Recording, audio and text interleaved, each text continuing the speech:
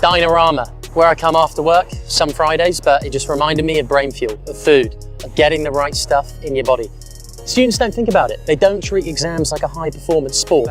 How much fluids are they getting on board? How much food? Is it the right food?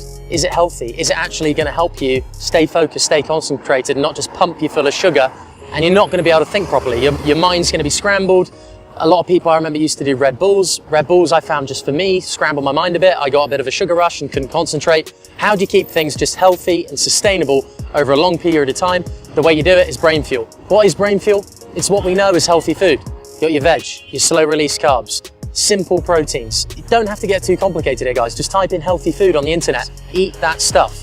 Liquid thinking, water, just get it on board. Don't drink fizzy drinks the whole time because it's just going to scramble your brain. Just drink liquid thinking, just drink water and you'll be cool. It's just watching what you put inside your body, because essentially it's fueling you, and you got to make sure what you put in is helping you in the exam room, day to day at the desk. It's an endurance race, it's a marathon.